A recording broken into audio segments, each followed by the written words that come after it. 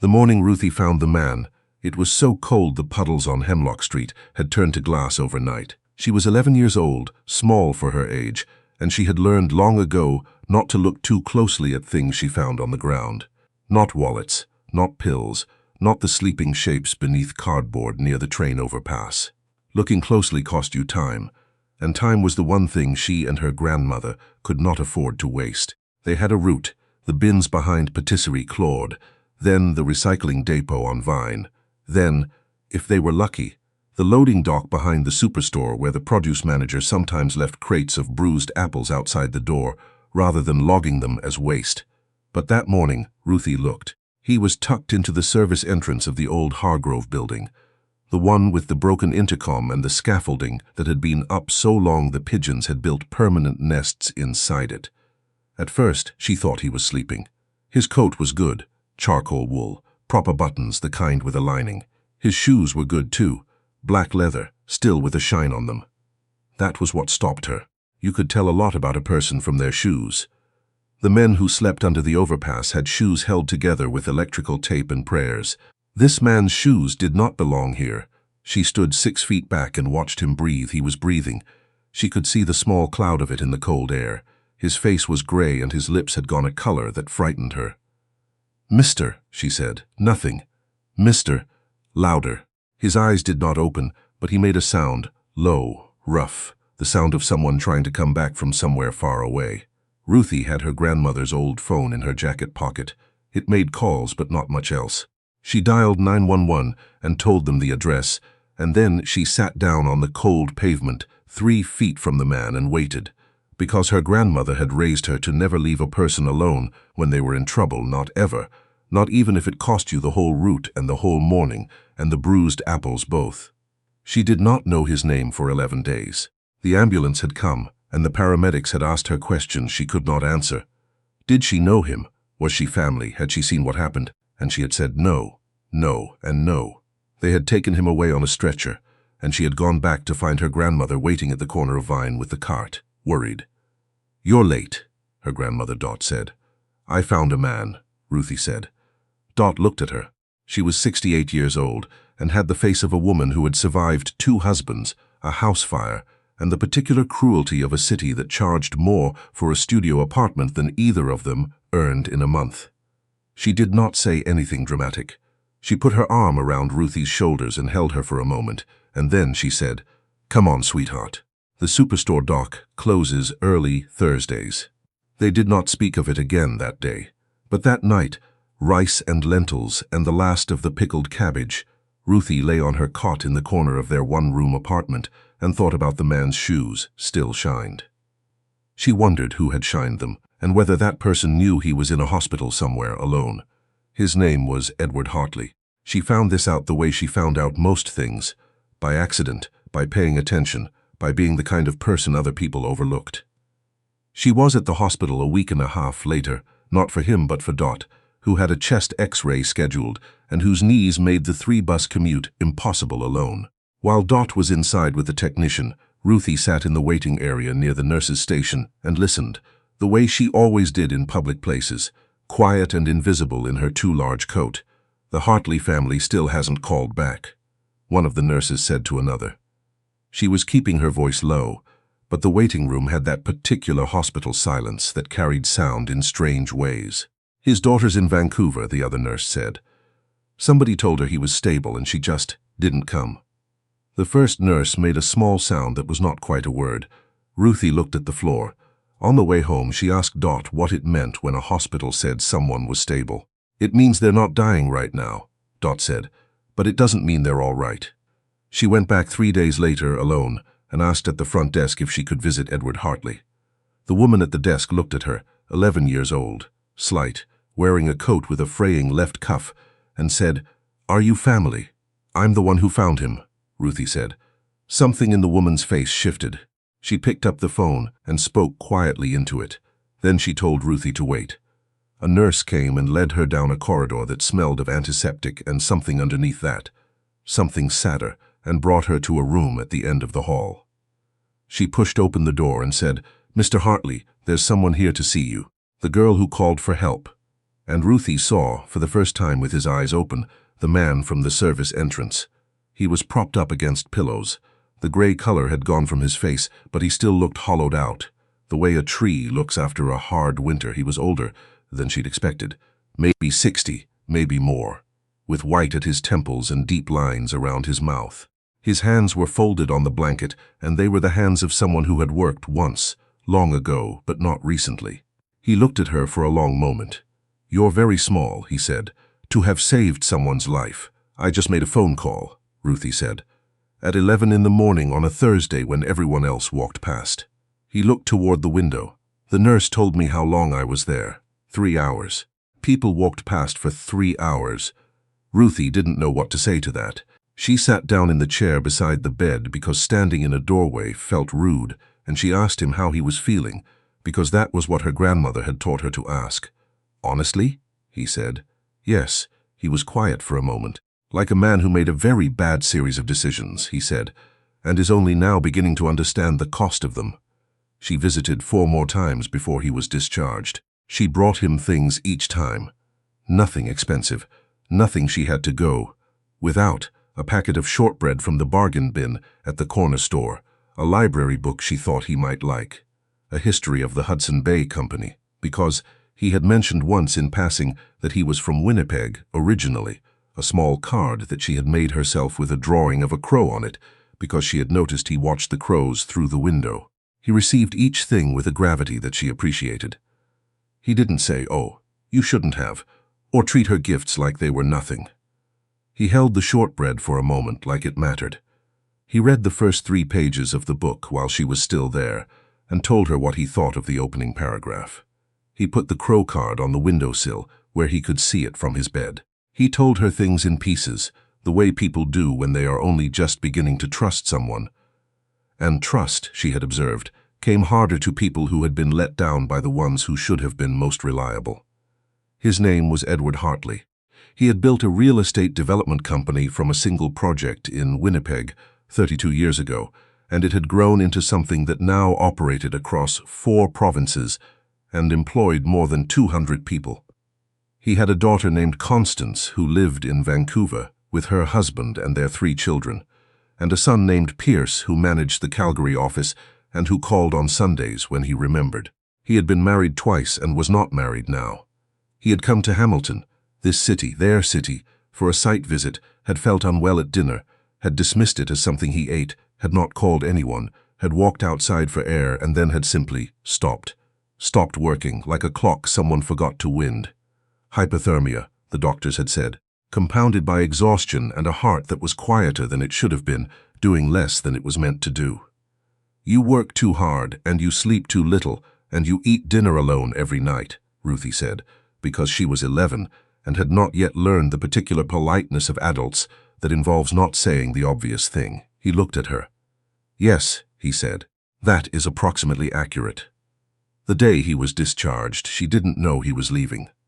She showed up on a Saturday afternoon with Dot, who had decided, quietly and without announcement, that she wanted to meet this man her granddaughter had been visiting, and found his room already stripped, the bed remade with crisp institutional corners, the crow card gone from the windowsill. Ruthie stood in the doorway and felt something she couldn't quite name, not quite loss, but close to it. Dot put her hand on the back of Ruthie's neck, gentle. "People leave hospitals," she said. "That's the good outcome, remember." "I know," Ruthie said. They took the bus home. Ruthie looked out the window at the gray February streets and thought about the crow card. She hoped he'd taken it with him and not left it for the cleaners to throw away. 6 weeks passed. Life continued the way it did. The route in the mornings before school, homework at the kitchen table in the evenings, Dot's cough that came and went, the grocery budget that never quite stretched as far as it needed to. Ruthie turned 12. Dot made her a cake with lemon icing and put a single candle in it and sang in her off-key way, and Ruthie blew out the candle and wished for something she didn't say aloud. She had stopped thinking about Edward Hartley, or mostly stopped, when the letter came. It was addressed to her, not to the apartment, not to Dot, to Ruthie herself, her full name in careful handwriting on a cream-colored envelope that was nicer than any envelope she had ever touched. Inside was a single sheet of paper and a smaller envelope tucked behind it. The letter read, Dear Ruthie, I am not a man who writes letters easily. I've started this one 4 times and thrown each version away. So I'll say only what I mean and leave out the rest. You saved my life. I don't say that lightly or as a figure of speech. I had been in that doorway for 3 hours when you stopped. You were 11 years old and you stopped and you waited. I have thought about that every day since I left the hospital. I have been making some changes. The doctors have a great deal of opinions about how I am to live, and for once I intend to listen to them. I've also been thinking about what matters, which is a thing a man tends to avoid thinking about until he's forced to. You matter, Ruthie. I don't quite know how to say that without sounding strange. We met in unusual circumstances, and I am a stranger to you in many ways. But I am asking if you and your grandmother would be willing to meet with me. There is something I'd like to discuss, and I'd prefer to do it in person. The smaller envelope is for your birthday. I'm sorry it's late. I didn't have your address until recently, and I hope you'll forgive me for that. Yours sincerely, Edward Hartley. Ruthie looked at the smaller envelope for a long time before she opened it. Inside was a check and a note. The note said only, "For books, for anything you like." The check was for $500. She sat down on the edge of the cot and held it in both hands and didn't move for a while. Dot came out of the bathroom and found her like that and said, "Ruthie, what is it?" Ruthie held up the letter without speaking. Dot took it and read it standing, and when she was done, she read it again, and then she sat down in the kitchen chair and looked at the ceiling for a long moment. "Well," Dot said finally. "Yeah," Ruthie said. "I suppose we'd better write him back." They met him at a coffee shop downtown. Neutral ground, public, Dot's idea. Ruthie had expected him to look different outside the hospital, and he did, but not in the way she'd anticipated. He looked more like himself. He was wearing a dark blue coat and his shoes were shined again, and he stood up when they came in and shook Dot's hand with both of his, formal and careful, the way you do when you want someone to know you take them seriously. Dot looked at him steadily. She was a woman who had learned, over decades of being underestimated, how to look at someone and know what they were. "You're the man my granddaughter saved," she said. "Yes, ma'am," he said. "Sit down then," she said. "Let's have some coffee." He had come with a folder, and when the coffees arrived, and hot chocolate for Ruthie, he opened it carefully and set it on the table between them. He spoke quietly and directly, without the too bright manner of someone performing generosity. He said that he had spent 6 weeks thinking about what the right thing was, and that he was aware that money alone was not the right thing, and that he was not trying to buy anyone's comfort or gratitude. What he wanted, he said, was to help. Specifically, he had spoken with a contact at Lakeside Academy, a private school on the east end of the city. One of the best schools in the province. He had asked about their bursary program. Ruthie, if she wanted and if Dot agreed, could have a full academic scholarship. Tuition, books, the school supplies, all of it. Beginning in September, Ruthie looked at the folder. Inside were pages she couldn't quite parse, forms, letters, something on school letterhead. "You don't have to decide now," Edward said. "I'm not asking for anything in return. This is not a transaction." He paused. "I'm also aware that I am a stranger and that you have no reason to trust my motives. I'd like to earn that trust if you'll allow it. But there's no obligation." Dot was quiet for a moment. She wrapped both hands around her coffee cup. "Why this?" she asked. "Why a school?" "Because I noticed," he said, "that she brought me a library book, and that she had read the back cover and 2 pages of the introduction before she decided it was right for me, and that when I told her it was a good choice, she told me why she thought so." He looked at Ruthie. "I grew up poor, too. The thing that changed everything for me was a teacher who saw what I could do and pushed me toward it. I had one chance like that. I'd like her to have it, if she wants." Ruthie looked out the window at the street. February had given way to March, and there was still snow on the ground, but it had gone gray and soft at the edges, the particular tired snow of a winter almost finished. She thought about the morning on Hemlock Street. She had not stopped because she calculated anything. She had stopped because her grandmother had raised her to stop. That was all. It had not felt like bravery. It had felt like the only reasonable option. "Could Dot visit?" she asked. "The school. Could she come to things?" Edward looked briefly surprised, and then something in his face settled. "I can ask about that specifically," he said. "I would think so. I'll make sure. And I'd still see my friends from my old school. That would be your choice to make." Ruthie looked at Dot. Dot was watching her with the expression she wore when she was letting Ruthie make her own decision, not pushing, not steering, just present. "Okay," Ruthie said. She started at Lakeside in September. The first month was hard in a way she hadn't expected. Not the work, which she could manage, but the small daily texture of being somewhere she didn't quite fit. The other kids had phones and the right brand of backpack, and a particular easy manner that came from never having worried about the things Ruthie had spent her whole life worrying about. She ate lunch alone the first 2 weeks. She went home on the bus and told Dot it was fine, and meant it only partially, but she was stubborn, in the quiet way her grandmother was stubborn. She had not spent 5 years waking up early for the morning route to give in, because lunch was lonely. She found the library. She found 2 other girls, Annette and Priya, who preferred books to the particular social economy of the school's main hallway. She found a history teacher named Mr. O.C., who reminded her a little of the way Edward had listened to her in the hospital, with his full attention. By December she had found her footing. Edward had kept his word about Dot. He had asked specifically, and Dot was on the list for all school events, concerts, exhibitions, parent nights. She came to everything. She sat in the rows of well-dressed parents in their good coats, and she wore her church blouse and her chin up, and she cheered the loudest when Ruthie's essay on the Métis land rights movement won the junior history prize. Edward came to that one. He sat 3 rows behind Dot, near the back, and he did not make a production of it.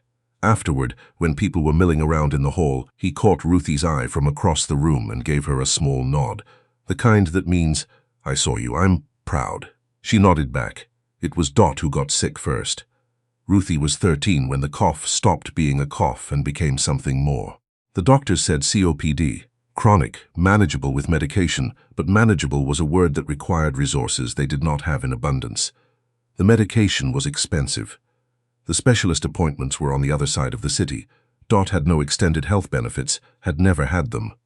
Ruthie did not tell Edward right away. She was proud, the same way Dot was proud. The bone-deep pride of people who have always managed on their own and do not ask easily.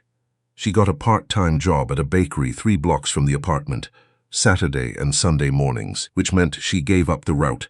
She did the math on the prescriptions and the bus passes and the specialist copay, and came up short every month by a number that felt like a wall. She told him in January, at the end of their monthly coffee. He had asked, carefully and early on, if she and Dot would be willing to have coffee once a month, just to stay in touch, and she had said yes, and they had. She told him at the end, when she was pulling on her coat almost as an aside, the way you say the important thing when you're almost out the door, because it's easier than saying it face to face. She said, "Dot's sick. Not emergency sick, but sick." He set down his cup. He did not say, "I'm sorry," or "that must be hard," or the other things people say when they don't know what to do. He said, "Tell me what she needs." So she did. She told him about the medication and the appointments and the bakery job and the number she came up short every month. She told him without apology or performance, just the facts, because she had learned over the past year that this was how Edward preferred to receive information.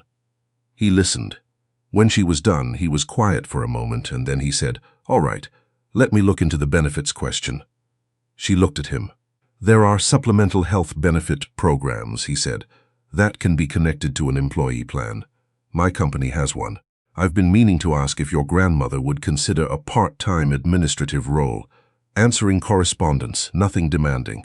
It would mean she'd be on our plan." Ruthie understood without either of them saying so that the administrative role had not existed before this moment. She'd know, Ruthie said. She'd know it was charity. "It's not charity," he said. "I have a company. Your grandmother is organized and reliable and has been managing a complicated household budget for years. Those are legitimate skills." He paused. "I'll pay her fairly. She can decide." "Dot took the job," she said when Ruthie told her. "He's doing this on purpose, you know. He could have just written a check." "I know," Ruthie said. "Smarter this way," Dot said. "More dignified." She paused. "I like him." Edward Hartley's daughter called him in February, for the first time since the hospital. He told Ruthie about it at their March coffee, not quite as a confession, but almost. Constance had heard through Pierce about the scholarship and the job and the monthly coffees, and she had called to say she thought it was unusual. The word she had used, apparently, was inappropriate. "What did you say?" Ruthie asked. "I said that she was welcome to come and meet you herself, and then tell me what she thought." He looked out the window at the street. "She hasn't taken me up on it." Ruthie considered this. "Does it bother you?" "Which part?" "That she called it inappropriate." He was quiet for a moment. "My daughter and I have not been close for some years," he said carefully. "We made each other promises we didn't keep. I am not without fault in that." He paused. "What bothers me is that she's not wrong that I behaved, for a long time, like work was the only real thing. And now I'm here at coffee, on a Thursday afternoon." He looked at Ruthie. "I think what bothers her is that I seem to have time for this, and she's wondering why I didn't have it for her." Ruthie thought about that. "Did you?" "No," he said. "I didn't, and I should have. Are you going to fix it?" He looked at her with an expression she had come to recognize, the slight surprise of someone being asked a direct question they had been avoiding. "I'm going to try," he said. "Good," she said, and picked up her hot chocolate. Constance came at Easter. She flew in from Vancouver with her oldest child, a boy of about 8 named Tobias, who was solemn and observant, and spent the entire coffee shop meeting examining the sugar packets with scientific seriousness. Constance herself was tall, like her father, with dark hair going gray at the part. She sat down across from Ruthie and Dot and looked at them with an expression that was not unfriendly, but was not yet warm. "My father talks about you," she said to Ruthie. "He talks about you too," Ruthie said. Constance glanced at her father. Something shifted slightly in her face. They talked for 2 hours. Dot and Constance found common ground over the difficulties of managing other people's stubbornness. This produced, unexpectedly, 15 minutes of genuine laughter at Edward's expense, which Edward accepted with dignity. Tobias eventually put down the sugar packets and began asking Ruthie questions about her school, which she answered seriously, because she had learned that children who ask serious questions deserved serious answers. It was not a reconciliation. It was more like a first, careful step toward one. But Ruthie had learned, in the past 2 years, that this was how most important things began. Not in grand gestures, but in small, honest moments, stacked one on top of another, until they amounted to something. She was 14 when she won the provincial essay competition. The prize was a small scholarship, and, more importantly, a published piece in the Provincial Education Journal. The essay was about the Klondike Gold Rush and the people it left behind. Not the ones who struck it rich, but the ordinary ones, the ones who came and worked and went home, who are not in the history books.